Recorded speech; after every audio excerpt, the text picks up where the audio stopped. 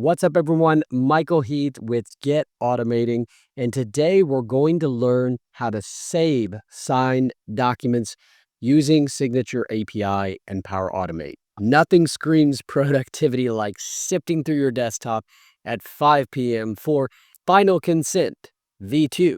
Really final. But let's retire that gate. With Signature API and Power Automate, your documents know exactly where to go without lifting a finger. All right, let's check it out. All right, I know I put that somewhere. We'll get started as soon as I find this document. All right, so here we are at make.powerautomate.com, our Power Automate homepage, and we're going to learn how to save signed documents to a location of our preference automatically. So this also assumes that you're already familiar with the Signature API and Power Automate integrations. If not, head over to the Signature API YouTube channel and check out the quick start guide or the setup guide to get started. Come over here to create, choose automatic cloud flow, give it a name, and search for a trigger. This will be Signature API. All right, the trigger that we want is when a deliverable is generated. Pop that in there, click create. All right, so we do have our trigger here when a deliverable is generated. So important to note here that this particular flow will be triggered after documents have been signed. And just so we all understand what the trigger's doing is once a deliverable is generated, Power Automate is listening for this via the Signature API connectors. It's listening for when this event happens, and therefore it will cascade the actions that follow. So before we head into these actions that follow, let's take a look at our trigger here and recognize we have a parameter called topics. So when we create an envelope, a topic can be set. And this particular parameter gives us the option to specify that we only want this flow to run when we have matching topics. Very handy parameter here to help us filter out our workflows to only run on specific envelopes that match the topic. However, that is a topic for another day. Let's focus on getting that deliverable. Now, our trigger does provide us with some dynamic data, but what we're really after is the file content. And so for that, we're going to add another action, get a deliverable.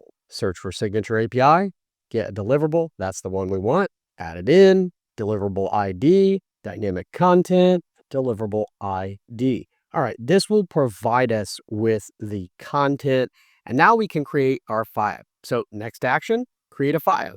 Now, notice here we have a couple different ways we can create a file. We have OneDrive for Business, create a file in SharePoint, create a file in the location of your choice. For this, we're going to use SharePoint. Select the site address, give it a folder path. For file name, this is another parameter in which we can rely on our dynamic data.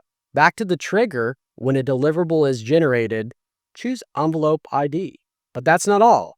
We need to ensure that we have the proper extension. For this particular parameter, it is looking for a .pdf. If you don't have PDF as the extension, the file will be corrupt. The bytes will not compile correctly, and you'll be out of luck. So just ensure you have the right extension.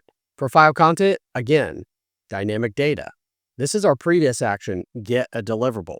Choose file content.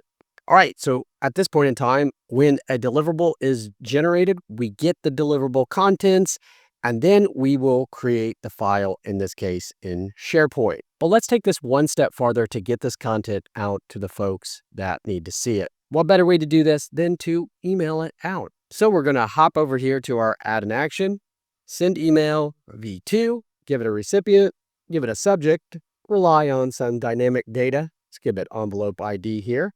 Give it a body, the agreement. We're going to add some more dynamic data, rinse and repeat, envelope ID. The agreement, envelope ID has been signed. All right, so we're not done. We filled out the required parameters for the send an email V2 action, but we don't have our content yet. So we're going to click show all. We're going to come down here to attach, and we're going to add a new item. Now, there's a number of different ways we can do this. We can rely on the file that was just created in SharePoint, or we can use our Signature API dynamic data as well. That's what we're going to do. So we're going to rinse and repeat here. We're going to grab the envelope ID dot PDF. Don't forget the extension PDF. Content is going to be our file content. And when we're done, we can save our flow. Now, to test this out, we can just use our quick start guide that we created previously. We're going to go ahead and run that. Within Signature API, we can see we have one in progress. That's the one we just created. We're going to go ahead and sign that document here so it can trigger our flow. Now, if we come back to our Save Signed Documents flow, we could see we have the green check marks all the way down. And we can see here is our document that's been created. And we also have our email that has been sent with the proper attachment. All right, so there we go. We have a flow that listens to Signature API when a deliverable is generated.